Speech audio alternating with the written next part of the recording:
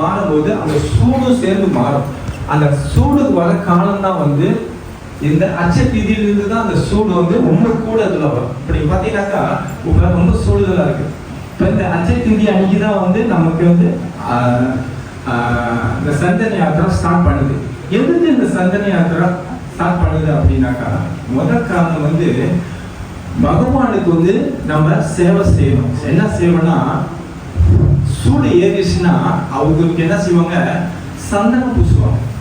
அது வந்து ஒரு அந்த காலத்துல இருந்து அந்த இந்தியாவில் வந்து நமக்கு வந்து 2 சீசன் தான். இந்தியாவில் வந்து 4 சீசன். 4 சீசன்ல அங்க உள்ள சூடு வந்து இந்த மாதிரி சூடு இருக்காது.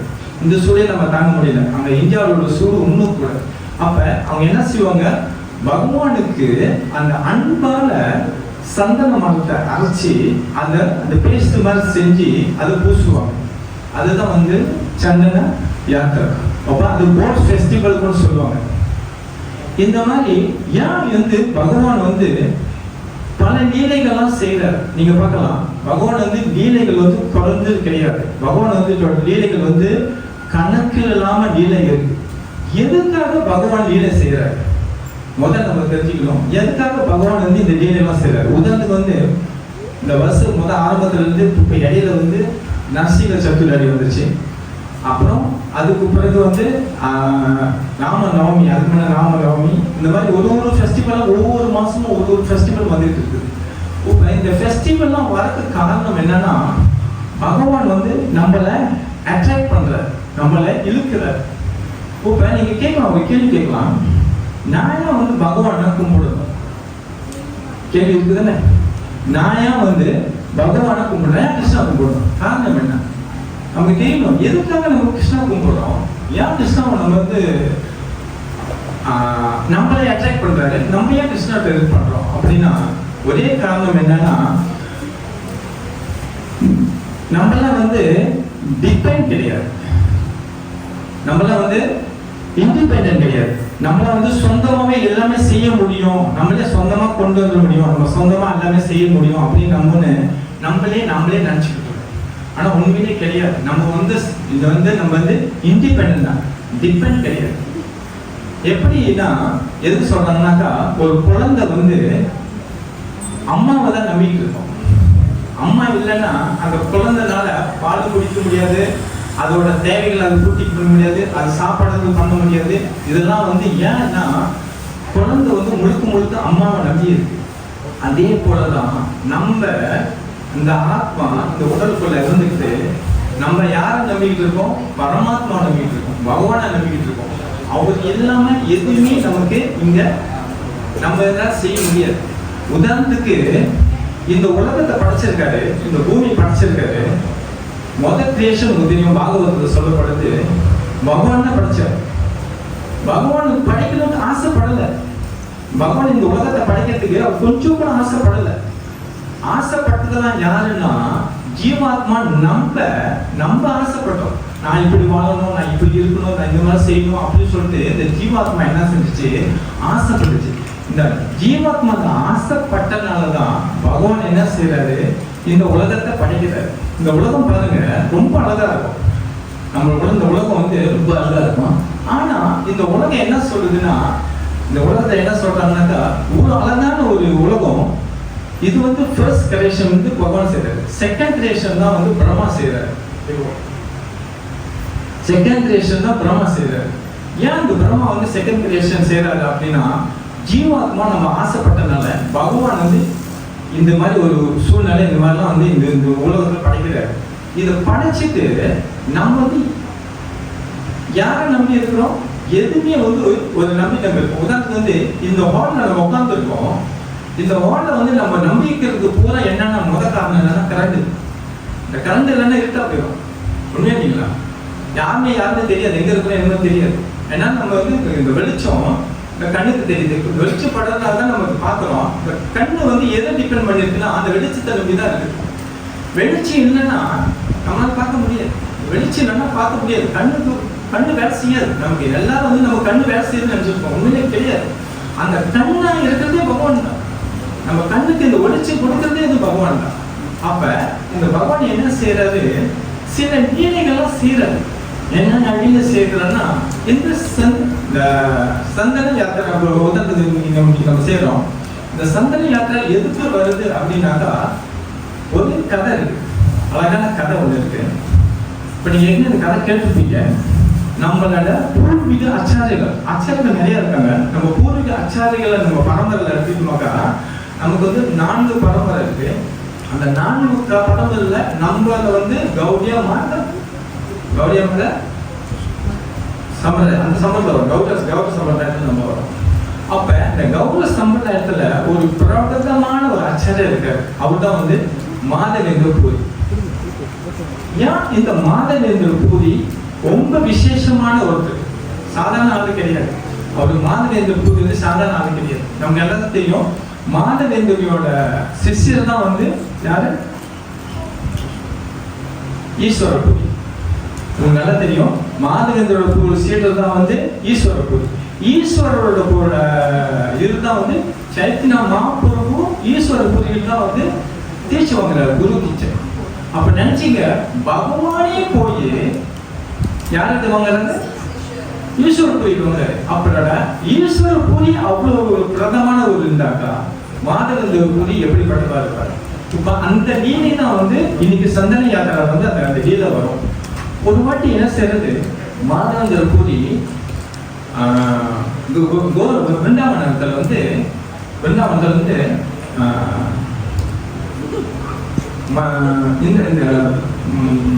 கோவர்தன மலை இருக்குல்ல, கோவர்தன மலைக்குள்ள பக்கத்துல அவங்க எப்பயுமே அங்கதான் உட்காந்து ஜபம் பண்ணிட்டு இருப்பாரு. பகவானை நினைச்சிட்டு இருப்பாரு, ஸ்மரணம் பண்ணிட்டு இருப்பாரு. அவர் எப்பயுமே அதை ஸ்மரணம் பண்ணிட்டு இருப்பாரு. எப்பயுமே ஸ்மரணம் பண்ணும்போது அவரோட லீலை, அவரோட லெவல் என்ன அப்படின்னு நினைச்சிட்டீங்கன்னாக்கா, அவர் வந்து நம்ம மாதிரி எண்ணத்துல இருக்கிறோம். லோக மாயால இது கிடையாது. அவர் வந்து லோக மாயால இல்லை, அவர் வந்து மம மாயால இருக்காரு. மம மாயானா ஃபுல்லி டிபெண்ட் டு கிருஷ்ணா. ஃபுல்லா வந்து கிருஷ்ணன் தான் நம்பி இருக்காரு, எதுவுமே நம்பிக்கை இல்லை. அவர் என்ன செய்வாரு, நீங்க நம்மளாம் வந்து வேலைக்கு போகணுமாக்கா சம்பளம் கிடைக்கும். நம்மளாம் எதை நம்பி இருக்கிறோம்னாக்கா சம்பளத்தை நம்பி இருக்கோம், வேலையை நம்பி இருக்கிறோம். ஆனா அவர் வந்து ஃபுல்லா கிருஷ்ணன் நம்பி தான் இருந்தார். உங்களுக்கு நல்லா தெரியும், சன்னியாசிங்கெல்லாம் வந்து என்ன செய்வாங்கன்னாக்கா பிருந்தாவனத்துல போயிட்டு இது எடுப்பாங்க, மதுக்கறி சொல்லுவாங்க. மதுக்கறின்னா என்னன்னாக்கா போயிட்டு அங்க போய் பிச்சை எடுப்பாங்க. ஆனா மாதவேந்திர பூரி அந்த மதுக்கறி கூட எடுக்க மாட்டார். அவர் போயிட்டு மதுக்கறி கூட எடுக்க மாட்டார். அவர் போயிட்டு எங்கேயும் போய் எடுக்கலாம். இன்னைக்கு இதுதான் எனக்கு இன்னைக்கு கிடைச்சிச்சு, இதுதான் நான் சாப்பாடு கண்டத்தான் கொடுத்தாங்க. அப்ப அவர் வந்து லோக மாயா இல்லாததுனால, மம மாயால இருக்கிறதுனால, பகவான ஃபுல்லா சரண்டர் ஆயிட்டனால அவருக்கு வந்து இந்த பசி தூக்கம் அதெல்லாம் இருக்காது, சுத்தமா இருக்காது. அவருக்கு இந்த பசிலாம் இருக்காது. நம்ம நல்லா பசி இருக்கும், ஆனா அவருக்கும் பசி இருக்காது. ஏன்னா அவர் வந்து ஃபுல்லா கிருஷ்ணரை நம்பி இருக்கிறதுனால அவருக்கு வந்து பசிலாம் இருக்காது. அந்த மாதிரி ஒரு நிலையில் ஒரு தான் மாதவேந்திர பூரி. அப்ப ஒரு வாட்டி என்ன செய்யற மாதவேந்திர பூரி எத்தனையோ நாள் சாப்பிடாம இருக்காரு. எங்க கோவர்தன மலை பக்கத்துல அவர் இருந்துட்டு அங்க டவுன் பண்ணிட்டு இருக்காரு. அப்ப பகவான் என்ன செய்யறது, என்னடா நம்ம என்னோட பக்தர்கள் வந்து சாப்பிடாம இருக்கிறது அப்படின்னு நினைச்சிட்டு என்ன செய்யறது, ஒரு கிண்ணத்துல பால் எடுத்துட்டு வந்து யார்கிட்ட கொடுக்குறாரு, மாதவேந்திர பூரிக்கு கொடுக்குறாரு. மாதவேந்திர பூரி கேட்கிறாரு, இது என்னன்னு கேட்கிறாரு. இது சொல்றாரு, இது பால், நீங்க ரொம்ப நாளா சாப்பிடாம இருக்கிறீங்க, என்னங்கன்னு சொல்லி கொடுப்பாரு. அப்படி கொடுக்கும்போது அவர் என்ன நினைக்கிறாருன்னா, நான் சாப்பிடாம இருந்து உனக்கு எப்படி தெரியும்? யாருக்கு? அந்த சின்ன பையனா வந்தது வந்து கிருஷ்ணா தான் வந்திருக்காரு. கோபால் தான் அந்த கிருஷ்ணா தான் வந்திருக்காரு. ஆனா அவருக்கு தெரியல, மாதவேந்திர பூரிக்கு தெரியல அவரு யாருன்னு. அவர் என்ன செய்யறது தெரியும். அவர் கொடுத்ததோட அவர் சொல்றாரு, அந்த கோபால் வந்து சொல்றாரு, சின்ன பையனை வந்து சொல்றாரு, நான் வந்து இப்போ கொடுத்துட்டேன், நான் அப்புறமேல மாடெல்லாம் மேய்ச்சி முடிச்சுட்டு நான் போகும்போது நான் வாங்கிக்கிறேன், நீங்க அதை என்ன செய்யுங்க, இந்த கிண்ணம் வந்து குடிச்சிட்டு இங்கே வச்சிருங்க, இந்த மரத்தை அடித்து வச்சிருங்க அப்படின்னு சொல்றாரு. அப்போ மாதவேந்திர பூரி என்ன செய்யறது, அப்பதான் இருந்து அந்த பாலை குடிக்கிறார். அந்த பாலை குடிச்சதோட அதுல இருக்கிற அந்த சுவை வந்து வாழ்நாளே அவர் குடிச்சது அந்த மாதிரி ஒரு சுவை, அப்படிப்பட்ட சுவை அந்த பாலில். அப்ப அந்த பாடல் எவ்வளவு சுவை இருக்கிறதுனால அப்பதான் பகவான் அவர் நினைக்கிறாரு, இது யாரு, ஏன் வந்து கொடுத்துட்டு போனாரு, எதுவுமே அவருக்கு தெரியல. அப்ப அவர் என்ன செய்யறாரு, அந்த பாலை குடிச்சிட்டு திருப்பி பகவானை பத்தி திருப்பி அவங்க அந்த பகவானோட ஸ்மரணத்தில் இருக்காரு. இப்போ நீங்க வந்து பாத்தீங்கன்னாக்கா 4 விதமான கேட்டகரி இருக்குது. ஸ்மரணம்ன்றது 4 விதமான கேட்டகரி இருக்குது. அந்த 4 இதுல வந்து பகவானோட ரூபத்தை வந்து நினைச்சு மாதவருக்கு போது அதை நினைப்பாரு. அவரோட ரூபத்தை வந்து நினைப்பாரு. நினைக்கும் போது என்ன செய்யணும்னா அதே கோபால் தான் திருப்பி வராது. அந்த சின்ன பாலை கொடுத்துருப்பாங்க அந்த பையனை வந்து மறுபடியும் வந்து அந்த அவரோட நினைப்பு வராது. என்னடா இவரையும் திருப்பி வராது அப்புறம் திருப்பி மறுபடியும் நினைக்கிறாரு மாதவருக்கு பகவான. அப்ப திரும்பி இதே தான் வராது. அவர் நினைச்சு நினைச்சு நினைச்சு நினைச்சு களைச்சு போயிட்டாரு. என்ன நினைச்சு களைச்சு போயிட்டாரு. களைச்சு போயிட்டு அந்த மரத்தடியில அப்படியே சாஞ்சி படுத்துட்டாரு. படுத்துட்டு கொஞ்ச நேரம் கழிச்சு அந்த கோபாலன் வந்து சொல்றாரு, அது கனவுல வந்து சொல்றாரு, நல்லா ஞாபகம் வச்சுக்கங்க, கனவுன்றது வந்து சாதாரண விஷயம் கிடையாது. கனவுல வந்து கிருஷ்ணர் வராருன்னா குருமார்கள் வராங்கன்னா கனவுல இது உண்மை, இது வந்து பொய் கிடையாது. ஏன்னா கிருஷ்ணர் வந்து பொய் இல்லை, கிருஷ்ணர் வந்து உண்மை. அதே கனவு வர கிருஷ்ணரும் உண்மை. நமக்கு வந்து கனவு வந்துச்சுனாக்கா நம்ம நினைச்சிட்டு இருப்போம் அது பொய், அதை சும்மா கதை அப்படின்னு. அது உண்மையெல்லாம் கிடையாது. யார் வந்து ஒரு குருமார்கள் பார்க்குறவங்களோ கனவுல பார்க்குறவங்களோ, அதே மாதிரி கிருஷ்ணாவை பார்க்குறவங்க கனவுல வந்து நம்ம வரும்னு சொல்லலாம். அது வந்து நிஜம். அது நிஜமா கிருஷ்ணா வந்து நமக்கு என்ன ஒரு இன்ட்ராக்ஷன் கொடுக்குறாரு. நம்மளோட பக்தி லெவலில் பார்த்துக்கிட்டு நமக்கு வந்து அந்த இன்ட்ராக்ஷன் கொடுப்பாரு. உதாரணத்துக்கு வந்து நல்லா தெரியும், குருபாட்டு வந்து சன்னியாசம் எடுக்கிறதுக்கு அவரு போய் கிருஷ்ணா தான் வந்து கனவுல வந்து சொல்றாரு, நீ வந்து சன்னியாசம் எடு. முதல் வாட்டி சொல்லுவாரு, எடுக்க மாட்டார். மறுபடியும் வந்து சொல்லுவார் கிருஷ்ணா அந்த சன்னியாசம் எடுக்க சொல்லி. அப்ப கனவுல வந்து அதே மாதிரிதான் மாதவருக்கு போய் கனவு அவர் தூங்கும் போது கனவுல வந்து சொல்றாரு, நான் வந்தது நான் தான். எதுக்காக நான் வந்திருக்கேன் அப்படின்னாக்கா, நான் வந்து பல காலமா ஒரு புதருக்குள்ள நான் இருக்கிறேன். ஒரு புதருக்குள்ள நான் இருக்கிறேன். கோபால நான் வந்து புதருக்குள்ள இருக்கிறேன், அங்க இருக்கிறேன். நீ வந்து அந்த இடத்துல இருந்து என்ன வெளியாக்கிடு. நான் வந்து மழையிலையும் வெயிலையும் காலங்காலமா அந்த இடத்துல இருக்கிறேன் அப்படின்னு சொல்லிட்டு யார்கிட்ட சொல்றாரு, மாதவருக்கு போயிட்டு சொல்றாரு. கிருஷ்ணா பாருங்க, யார் வந்து தூய்மான அன்பு வச்சிருக்காங்களோ அவங்க மேலதான் கிருஷ்ணா வந்து லீலை நடத்துவார். பகவான் தான் தேர்ந்தெடுப்பார், தவிர நம்ம வந்து பகவான் தேர்ந்தெடுக்கிறார். பகவான் நான் அவரு தேர்ந்தெடுப்பாரு. அவர் லீலையில யார் வரணும், யார் செய்யணும் அப்படின்னு. அப்ப பாருங்க, அந்த விக்ரம் கோபால் விக்ரம் ரொம்ப நாளா அந்த பூமி அடியில் இருக்குது. அப்ப பகவான் என்ன செய்யறாரு, இந்த மாதவனுக்கு பூமிக்காக காத்துட்டு இருக்காரு. மழையிலும் வெயிலையும் அந்த புதருக்குள்ள காத்துட்டு இருக்காரு. இந்த புதருக்குள்ள எப்படி வந்தாரு அப்படி இந்த கதை எடுத்துக்கிட்டாக்கா உங்களுக்கு எல்லாம் தெரியும். ஒரு காலத்துல வந்து முகலாயர்கள் வந்து ஆட்சி, முகலாயர்கள்னாக்கா தெரியும் முஸ்லீம்ல. அவங்க என்ன செய்வாங்கன்னாக்கா, எந்த கோயில் எங்க இருந்தாலும் பார்த்தாலும் உடைச்சிட்டு அந்த கோயில் என்னென்ன பொருள் இருக்கோ எல்லாமே அவங்க வச்சுக்குவாங்க. அந்த மாதிரி ஒரு காலகட்டம் இருக்கும்போது தான் அப்ப என்ன செஞ்சாங்க, அரசை யாரும் சரியான படிச்சிருக்காங்களோ அவங்க தெரியும். அரசை வந்து சாதாரண ஒரு அரசன் கிடையாது. அவன் வந்து ஒரு அர்த்தம் மாதிரி, யாரு எந்த கோயில் பார்த்தாலும் உடைச்சிருவான். அவன் இந்த மாதிரி ஒரு அவனோட இஸ்லாமில இருந்து மேல இருந்து பார்க்கும்போது எந்தெந்த கோயில் எவ்வளவு தூரத்துக்கு தெரியுதோ அந்த கோயில் உடனே போயிட்டு அட்டாக் பண்ணும். அவனோட எல்லாத்தையும் கூட்டிட்டு போயிட்டு அட்டாக் பண்ணும். அந்த மாதிரி அட்டாக் பண்ணும்போது தான் என்ன செஞ்சாங்க, சரி பகவானை நம்ம காப்பாற்றணும் அப்படின்னு சொல்லிட்டு சில பக்தர்கள் என்ன செஞ்சாங்க, அவங்க புதருக்குள்ள மறைச்சி வச்சுட்டாங்க. அப்போ பகவான் ரொம்ப நாளா இருந்து அந்த புதருக்குள்ள இருந்துட்டு பகவான் என்ன செய்யறாரு, மறுபடியும் அவருக்கு வரத்துக்கு ஆசைப்படுறாரு. அப்ப யாரு மூலியமா வரத்துக்கு ஆசைப்படுறாருன்னா தூய்மையான ஒரு பக்தர் மூலியமா. அப்ப அந்த தூய்மையான பக்தர் யாருன்னா மாதவேந்திர பூரி. மாதவேந்திர பூரி வந்து நம்ம மாதிரி லோகமாயா கிடையாது, மமமாயா. மமமாயா என்ன அர்த்தம், லோகமாயாக்கும் மமமாயாக்கும் என்ன அர்த்தம்னாக்கா, ஃபுல்லி சரண்டர் டு கிருஷ்ணா. ஃபுல்லா கிருஷ்ணன் தான் நினைச்சிருப்பாரு. எந்த எதுவுமே டிபெண்ட் கிடையாது. அவர் ஃபுல்லா கிருஷ்ணன் தான் எல்லாமே அப்படின்னு நினைச்சிட்டு இருக்கிறது வந்து மமமாயா இருக்கு. ஃபுல்லா அந்த மாதிரி.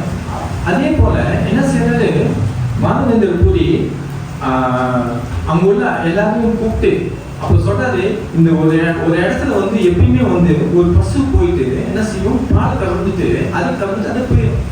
அப்ப நினைச்சுக்க, இந்த பசு ஏன் இங்க அன்னாடிக்கு போய் இங்க பால் கறக்குது அப்படின்னு சொல்லி நினைச்சும் போது அப்பதான் ஒரு நினைச்சு, இந்த குதிரைக்குள்ளதான் அந்த கோபால இருக்காரு அப்படின்னு சொல்லிட்டு என்ன செய்யறாங்க, அவங்க போறாங்க. அங்க போயிட்டு என்ன செய்யறாங்க, அந்த விக்கிரகத்தை தோண்டி எடுக்கும் போது அங்க கோபாலகிருஷ்ணன் இருக்காரு.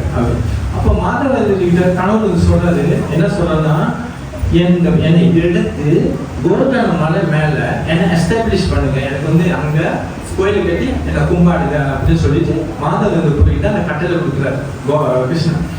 அப்போ மாதவ பூரி என்ன செய்யறாரு, அவங்க உள்ள கிராமத்து மக்கள், பிருந்தாவனத்தில் உள்ள எல்லா கிராமத்து மக்களும் என்ன செய்யறாங்க, இது கோபால் வந்து வந்திருக்காரு அப்படின்னு தெரிஞ்சவங்களோட எல்லாரும் வந்து என்ன செய்யறாங்க, அவரை பார்க்க வராங்க. பார்க்க வரும்போது கோயிலை கட்டி கும்பாபிஷேகம் அந்த இது செய்யும் போது, அபிஷேகம் செய்யும் போது எல்லாரும் என்ன செய்யறாங்க, அவங்களால முடிஞ்சது வரும்போது, பகவானுக்கு வரும்போது யாருமே என்ன செய்வாங்கன்னாக்கா அன்பான எல்லாம் கொண்டு வருவாங்க. அப்ப எல்லாரும் என்ன செய்யறாங்க, தானியம், பழங்கள் எல்லாமே கொண்டு வராங்க. அந்த கிராமத்துல எல்லா மக்களும் கொண்டு வராங்க. எல்லா மக்களும் கொண்டு வந்து என்ன செய்யறாங்க, யாருக்கு கொடுக்குறாங்க, ஈஸ்வர் மாதவந்த பூரியிட்ட கொடுக்குறாங்க. மாதவன் கொடுக்கும்போது மாதவந்த பூரி என்ன செய்யறாரு, சரி இதெல்லாம் வந்து நம்ம என்ன செய்வோம், எல்லாம் பகிர்ந்து எல்லாத்துக்கிட்ட சமைக்க சொல்லணும்னு சொல்லிட்டு அவங்க உள்ள பிராமணர்கள்லாம் கூப்பிடுறாரு, எல்லாம் சமைங்க, நம்ம சமைச்சு பகவானுக்கு நெய்வேத்தியம் பண்ணுவோம் அப்படின்னு சொல்லிட்டு எல்லாரும் நெய்வேத்தியம் எல்லாம் சேர்ந்து சமைச்சு பகவானுக்கு மழை மாதிரி, கொஞ்சமான சாப்பாடு கிடையாது, மழை மாதிரி அவ்வளோ சாப்பாடு சமைச்சு வச்சு அவருக்கு படைக்கிறாங்க. அப்போ படைக்கும் போது பகவானே நல்லா நினைச்சுங்க, நம்ம படைக்கிறோம், நம்ம கண்ணுக்கு தெரியல பகவான் சாப்பிடுறது. ஆனா மாதவேந்திர பூரி படைக்கும் போது அவர் மணி அடிச்சு படைக்கிறாரு, அந்த விக்கிரத்துல இருந்து கிருஷ்ணா கீழே இறங்கி வராரு. மாதவேந்திர பூரி கண்ணுக்கு மட்டும் தெரியுது. ஏன் மாதவேந்திர பூரிக்கு மட்டும் அந்த கண்ணுக்கு தெரியுதுன்னா, அவர் வந்து மம மாயால இருக்காரு, லோக மாயால கிடையாது. அப்ப கிருஷ்ணா வந்து இறங்கி வந்து சாப்பிட்டுட்டு எல்லாத்தையும் சாப்பிட்டுட்டு மறுபடியும் எல்லாத்தையும் கை வைக்கிறாரு, திருப்பி எல்லாமே வந்துருச்சு. சாப்பாடு பூரா எல்லாம் திருப்பி பண்ண மாதிரி சாப்பிட்டு திருப்பி எல்லாம் வந்துருச்சு. யாரு மாதவ கண்ணால பார்த்துட்டாரு இந்த சம்பவம் நடந்தது. அப்ப என்ன செய்யற மாதவ என்ன செய்யறாரு, சரி உங்களுக்கு எல்லாத்துக்கும் எல்லாம் செஞ்சு முடிச்சுட்டு அந்த விக்கிரத்தை தான் எஸ்டாப்ளிஷ் பண்ணியாச்சு. ஆனா அந்த விக்கிரத்துக்கு வந்து சூடு ஒன்றும் வந்து அந்த சூடு ஒன்றும் தனியில. அப்ப ஒரு நாளைக்கு என்ன செய்யறாரு, மாதவ பூரிக்கு வந்து கிருஷ்ணா சொல்றாரு, கடவுள் சொல்றாரு, என்னை போயிட்டு எங்க ஜெகநாத்பூர்ல சந்தனம் எடுத்துக்குவாங்க அப்படின்னு சொல்றாரு. சந்தனம் வந்து நீங்க அதான் ஞாபகம் வச்சுங்க, சந்தனம் வந்து சாதாரண ஒரு விஷயம் கிடையாது. இப்ப நம்ம இருக்கிறவன் இந்த ஊரு மலை, அந்த ஒரு காலத்துல வந்து இதுக்கு பேரு வந்து மலாயா, எல்லாருக்கும் தெரியும் மலாயா. இந்த மலாயான்ற ஒரு வார்த்தை ப்ரூபாட் வந்து மென்ஷன் பண்ணுவார். ஒரு இடத்துல மலாயா ஒரு இது நான் கிளாஸ் கேட்கும்போது, ப்ரூபாட் கிளாஸ் கேட்கும்போது ப்ரூபாட் வந்து மென்ஷன் பண்றாரு என்னன்னா, இந்த மலாயாவில் தான் ஆக உயர்ந்த தர சந்தனம் இருக்கு. ஒரு காலத்துல இருந்துச்சு மலேசியால வந்து, ஒரு காலத்துல வந்து சந்தனம் வந்து உயர்ந்த தரம் சந்தனம் இங்கதான் இருந்துச்சு மலாயால, அதுக்கு தான் மலாயான்னு வந்துச்சு.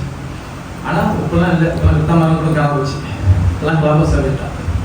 சரி, அடுத்ததுக்கு வருவோம். இப்போ சைத்தன்ய இப்போ என்ன செய்யற மாதவ பூரி என்ன செய்யறாரு, அந்த சந்தனம் எடுக்கிறதுக்கு ஜெகநாத்பூருக்கு போறாரு. ஜெகநாத்பூருக்கு அவர் எங்க இருக்காரு, பிருந்தாவன்ல இருக்காரு. பிருந்தாவனத்துலேருந்து ஜெகநாத்பூர் கிட்ட கிடையாது, சரியான தூரம். ஆனா பகவானுக்காக ஒரு பக்தர் வந்து எவ்வளவு தூரம், எவ்வளவு கஷ்டம், அதெல்லாம் வந்து பொருட்படுத்த மாட்டாங்க. உதாரணத்துக்கு வந்து நீங்க பார்க்கலாம், சைத்தன்ய மகாபிரபு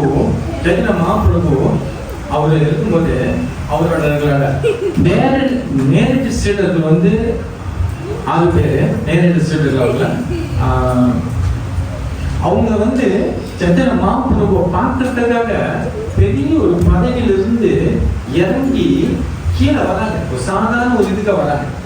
அப்ப இது இங்க வந்து என்ன தெரியுதுனாக்கா, ஆச்சாரிகள்லாம் வந்து சாதாரண ஆளு கிடையாது, அவங்க வந்து ஹை லெவல் உள்ளவங்க. சைத்தன்ய மகாபிரபுவோட லீலையில பங்கெடுக்கிறதுக்காக எந்த லெவலுக்கும் அவங்க கீழே இறங்கி வராங்க. பெரிய பதவி, சாதாரண பதவி கிடையாது.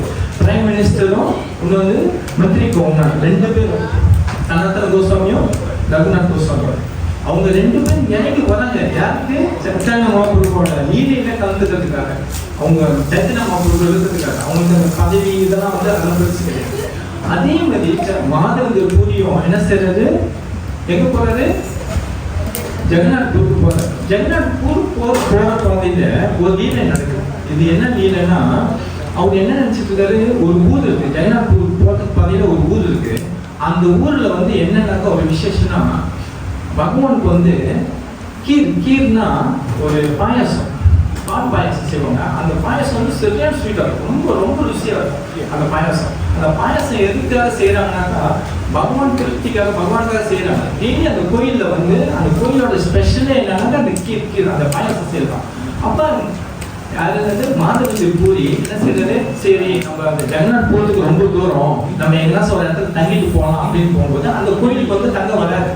அந்த கோயில் தங்க வரும்போது அந்த கோயில் என்ன செய்யறாங்க, பகவானுக்கு வந்து அந்த கீர் வந்து அந்த இது படைக்கிறாங்க, கிருஷ்ணாக்கு வந்து படைக்கிறாங்க. படைக்கும் போது என்ன செய்யறாருன்னா மாதவதி பூரி என்ன நினைக்கிறாருன்னா, சரி நம்ம கோபாலுக்கு இது செஞ்சா நல்லா இருக்குமே, இது எப்படி ருசியா இருக்கும் தெரியலையே, ருசியா இருந்தாக்கா நம்ம சாப்பிட்டு பார்த்தாக்கா ருசியா இருந்துச்சுனாக்கா பகவான் செய்யலாமே அப்படின்னு அந்த படைக்காத மணியே வந்து மாதவதி மனசுக்குள்ள அந்த எண்ணம் வந்துடும். அந்த எண்ணம் வந்ததோட கொஞ்ச நாள் கழிச்சு நினைப்பது, பகவான் படைக்காம நான் சாப்பிடலாம் நினைச்சினேன், சரி நான் இப்படிப்பட்ட ஒரு பக்தரா இருப்பேன், இந்த மாதிரி நினைச்சிட கூடாது அப்படின்னு சொல்லிட்டு அவர் என்ன செய்யறாரு, அந்த கோயிலை விட்டு தள்ளி வந்தாரு. எங்க வந்தாரு, கோயில தங்கலான்னு போனவரு மாதவதி அந்த கோயில புதுசா எங்க வர்றாரு, நாங்க கோயில் தங்கறதுக்கு எனக்கு அதிகதி இல்லை, அந்த மாதிரி நினைச்சிடக்கூடாது அப்படின்னு நினைச்சிட்டு அவர் என்ன செய்யறாரு, ஒரு மரத்தடியில வந்து படுத்துட்டாரு. மரத்தடியில படுத்ததோட ஆனா பகவானுக்கு அவருடைய மனசுல நினைச்சது அவனால கொடுக்க முடியல. ஏன்னா மாதவதி பூரி சாதாரண ஆள் கிடையாது, அப்படிப்பட்டாரு. அப்போ மாதவதி பூரி என்ன செய்யறாரு, மரத்தடியில் தூங்கும் போது அந்த கோயில் பூஜாரி எப்பயுமே வந்து ஒரு வாட்டி எடுத்து போய் அவங்களுக்கு வந்து படைக்கும் போது 12 அந்த சக்குல வந்து அந்த அதுல வச்சு படைப்பாங்க 12 இது. அப்ப கிருஷ்ணன் என்ன செய்வாரு, படைக்கும் போது உள்ள எடுத்து பின்னால எடுத்து வச்சுருவாரு, அந்த கோயில பின்னால எடுத்து போய் வச்சிருவாரு. அந்த பூஜாரி வந்து பார்த்துட்டு 11 இது எடுத்துட்டு போயிடுவாரு, 11 இது எடுத்துட்டு போயிட்டு வச்சிருவாரு. அப்ப கணவன் வந்து சொல்லுவாரு பூஜாரி கிட்ட, நான் வந்து பின்னால ஒரு இது எடுத்து வச்சிருக்கேன், ஒரு பாயசம் எடுத்து வச்சிருக்கேன், அதை எடுத்து மாதவதி பூரிக்கு போய் கொடுத்துரு அப்படின்னு சொல்லிட்டு அந்த கணவர் வந்து சொல்லுவாரு. அப்பதான் நினைப்பாரு அந்த பூஜாரி, நான் எப்படிப்பட்ட பாக்கியம் செஞ்சிருக்கேன், ஒரு அச்சாரம் இருந்தாலும் எனக்கு அந்த கருணை கிடைக்குது. பகவானே வந்து கணவருக்கு சொல்றாரு அவர்கிட்ட. அப்ப இதுவரைக்கும் கணவர் அவரு பகவானுக்கு எவ்வளவு நெய்வேத்தியம் பண்ணியிருக்காரு, ஆனா கணவரே வந்ததே கிடையாது. ஆனா அந்த அச்சாரியர் மூலியமா பாருங்க நமக்கு கிடைக்குது. இதே மாதிரிதான் நமக்கு இந்த அச்சாரிகளோட கருணை நம்ம சாதாரண நினைச்சிட்டு இருக்கோம். உண்மையிலே பார்க்கணும், இந்த அச்சாரிகள் நம்ம உதாரணத்துக்கு வந்து நிறைய சன்னியாசி வர சீசன்ல நிறைய சன்னியாசிகள் வராங்க, ஊர்ல இங்க இருந்து வராங்க. அவங்க பானு மகாராஷ்டிர வேற மகாராஷ்டிரம் இடையில கூட நான் பார்த்தா ஒரு மகாராஷ்டிர வரன்னு போட்டிருக்காங்க.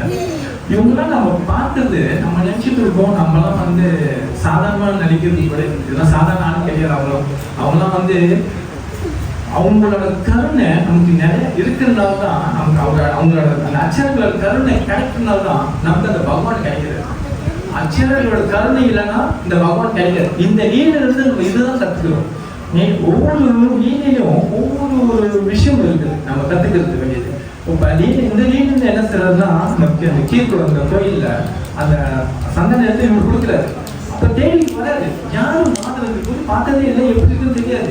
அதை சொல்லி கத்திட்டே வராது, மாதவதி பூரி எங்க இருக்கீங்க, உங்களுக்கு இந்த கிருஷ்ணா வந்து பாயசம் கொடுத்துருக்காரு, உங்களுக்கு கொடுத்து சொல்லி அவர் குடிக்க வராது. அவரு பார்த்துட்டு நீங்க தான் அந்த மாதவதி, அவர் பட்டிருப்பாரு, நீங்க தான் அந்த மாதவதி பூரி அப்படின்னு சொல்லிட்டு அவர் போய் கொடுப்பாரு. ஆனா அவரு மாதவதி பூரி என்ன நினைப்பாங்க, ஐயோ கிருஷ்ணா எனக்காக இது இருக்கிறது கொடுக்க வராது, எனக்கு எந்த ஒரு தகுதியும் இல்லை, நான் போய் இங்க இருக்கிறதுனால தான் கிருஷ்ணா எனக்கு கூட்டிட்டு வந்து கொடுக்குறாங்க அப்படின்னு சொல்லிட்டு அவர் அங்கிருந்து தங்க பார்ப்பாரு. முதல் கோயில தங்க பார்ப்பாரு, அங்கேயும் தங்கல, மரத்தடி தங்க பார்ப்பாரு, மரத்தடியிலிருந்து கிளம்பி போயிடுவாரு. ஏன்னா உங்களோட இது வந்து என்னன்னாக்கா பகவான் நம்ம வந்து பகவானுக்காக செய்யணும், பகவான் வந்து நமக்காக எது செய்யக்கூடாது அப்படி. அதான் வந்து தூய்மையான பக்தி. தூய்மையான பக்தர்கள் வந்து எப்பயுமே வந்து நம்ம வந்து புறப்பாடு சொல்லுவாரு, எப்பயுமே நம்ம வந்து கிருஷ்ணாவை பார்க்கணும் ட்ரை பண்ணக்கூடாது, கிருஷ்ணாவை பார்க்க நம்ம ட்ரை பண்ணக்கூடாது. நம்ம என்ன செஞ்சா கிருஷ்ணர் வந்து நம்மளை பார்ப்பார். அதே ஒன்னே ஒண்ணுதான், பக்தி தான். அந்த பக்தின்றது நம்ம செஞ்சோமா கிருஷ்ணர் வந்து நம்மளை பார்ப்பாரு. அது எப்படிப்பட்ட பக்தி? பக்தி தூய்மையான பக்தி, எந்த எதிர்பார்ப்பும் இல்லாம. நம்ம எது செஞ்சாலும் ஒரு எதிர்பார்ப்பு இருக்கும், எந்த ஒரு செய்யணுமா அது சூட்சமா இருக்கும் நம்ம மனசுக்குள்ள. அந்த எதிர்பார்ப்பு ஒரு சூட்சமா இருக்கும். எதனா ஒன்று செய்யணுமா கிருஷ்ணனுக்கு, சரி இது மூலியமா கிருஷ்ணன் எனக்கு என்ன நல்லது கொடுக்க மாட்டாரா, எனக்கு ஒரு நல்ல படிப்பு கொடுக்க மாட்டாரா, என் பிள்ளை நல்லா படிக்காதா, எனக்கு பேங்க்ல கொஞ்சம் காசுலாம் கொஞ்சம் சேராதா, நான் நல்ல காரி வாங்க மாட்டேனா, நல்ல வீடு வாங்க மாட்டேனா, நான் நல்லா இருக்க மாட்டேனா, ஆரோக்கியமாக இருக்க மாட்டேனா அப்படின்னு சொல்லிட்டு அந்த சைட்ல ஓரத்தில் எங்கனாசும் அந்த இது இருக்கும், நம்ம மனசுக்குள்ள அந்த ஆசை இருக்கும். எது பேர் பக்தி கிடையாது. நம்ம எதனா செய்யறதுனால எதனா சொல்லி எதிர்பார்க்க முடியுமா? அந்த எதிர்பார்க்கலாம் தான் சரி கலங்கமற்ற பக்தி. எப்ப ஒரு கலங்கமற்ற பக்தி நம்ம செய்யறோமோ அது யாரை இருக்கும்? பக்தி நசமன்றதுல ஒரு டைட்டில் இருக்கு, அதை சொல்றாரு ரூபகோஸ்வாமி சொல்றாரு, நம்ம செய்யற பக்தி யாரு இருக்கும்? கிருஷ்ணாவே இருக்கும் நம்ம செய்யற பக்தி. அதுதான் இப்ப மாதவேந்து கோயில் என்ன செய்யறாரு, அந்த கோயில் விட்டுட்டு இதுக்கு போறாரு, எங்க ஜெகநாத் கோயிலுக்கு போறாரு. அப்ப அங்க ஒரு ராஜா என்ன செய்யறாரு, அந்த சந்தனம் அவர் போய் சொல்றாரு, இந்த மாதிரி எனக்கு சந்தனம் வேணும் அப்படின்னு சொல்லி கேட்கறாரு. அப்ப அந்த சந்தனம் என்ன செய்வாங்க, அந்த கட்டை சந்தன கட்டை எடுத்து அரைப்பாங்க, அரைச்சு ஒரு பேஸ்ட் மாதிரி செய்வாங்க. நீங்க யூடியூப்ல கூட போய் பார்க்கலாம், நீங்க யாராவது யூடியூப்ல போய் பார்த்தீங்கன்னா சொல்லலாம், அது ஒரு சந்தன கட்டை அரைச்சு ஒரு பேஸ்ட் மாதிரி செய்வாங்க. அது செஞ்சு அது பகவான் மேல பூரா பூசுவாங்க. அந்த சூடுக்காக பூசுறது, அந்த நீல என்ன இருக்குனாக்கா அவங்களோட சூட்டை தணிக்கிறது அப்படின்னு. ஆனா இதுல இருக்கிற என்ன ஒரு அர்த்தம்னா, நம்ம இதை செய்யறதுனால நமக்கு இருக்கிற அந்த கலங்கங்கள் என்னென்ன இருக்குது, காம குரோத லோகம் மோக மத மாசுக, இந்த கலங்கள்லாம் நம்மளை விட்டு போயிடும். அப்ப இந்த கலங்கெல்லாம் விட்டுட்டு போறதுக்கு என்ன வழி அப்படின்னு பாத்தீங்கன்னாக்கா, நீங்க பகவத்கீதை சரி, பகவத்கீதை நீங்க பூரா படிச்சீங்கன்னாக்கா, நம்ம பகவத்கீதையில படிச்சுட்டே வந்தோம்னாக்கா பகவான் என்ன செய்யணும் என்ன செய்யக்கூடாதுன்னு சொல்லியிருப்பாரு. காரியம் அக்காரியம், எது செய்யணும் எது செய்யக்கூடாது. என்ன சொல்றது, இந்த சாஸ்திர உற்றாத கிருஷ்ணன் சொல்றாரு, பகவத்கீதை சொல்றது, இந்த பகவத்கீதை இந்த சாஸ்திர உற்றாத, விட்டுட்டு உன் லைஃப் போன்னு சொல்றாரு, உன் லைஃப் முடிச்சுட்டு. ஏன்னா நம்ம எது செஞ்சாலும் நமக்கு கரெக்டா தெரியணும், இதுதான் செய்யணும் இதான் செய்யக்கூடாதுன்னு நமக்கு தெரியணும். நமக்கு ஒரு வழிகாட்டி இல்லாம நம்ம செய்ய முடியாது. அந்த வழிகாட்டி தான் பகவத்கீதை. பகவத்கீதை என்ன சொல்லுதுன்னா, நம்ம எது செய்யணும் எது செய்யணும். உட்காந்து ஒரு சாதாரண ஒரு தக்காளி ரசம் செஞ்சா கூட நம்ம அதுக்கு ஒரு முறையா செய்யணும். முறை இல்லாம செஞ்சா தக்காளி ரசம் தான் இருக்காது. சாப்பிடும்போது என்னடா பச்சை தனிமா இருக்கு அப்படின்னு அதுக்குன்னு ஒரு முறை இருக்கு, எது போடணும் எதை போடக்கூடாது எதை போடணும். அதே மாதிரிதான் நம்ம வாழ்க்கையில எது செய்யணும் எது செய்யக்கூடாது. அவர் சொல்றாரு, காரியம் அக்காரியம், எந்த காரியம் செய்யணும் எந்த காரியம் செய்யக்கூடாதுன்னு சொல்லிட்டு அழகா சொல்றாரு. அந்த பகவத்கீதை ஞானத்தை விட்டுறாத, இது ரொம்ப முக்கியமான ஒரு விஷயம். ஏன்னா வாழ்க்கையில வழி நமக்கு வழி பகவத்கீதை தான்.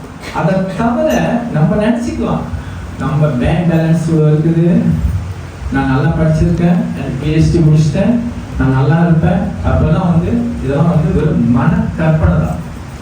நம்ம நல்லா இருப்போம்னு சொல்றது உங்களுக்கு எப்ப தெரியுமா, பகவானோட அனுகிரகம் கிடைச்சுதான். பகவான் சொன்னதை நீங்க செஞ்சீங்கன்னா உங்களுக்கு சாந்தி கிடைக்கும், மன நிம்மதி. நம்ம எங்க போனாலும் கேட்கலாம், மன நிம்மதி வேணும்னு இருப்போம் தவிர மனவளத்தை யாரும் கேட்கறது, எனக்கு சந்தோஷமா இருக்கணும் மன நிம்மதி வேணும்னு கேட்பாங்க.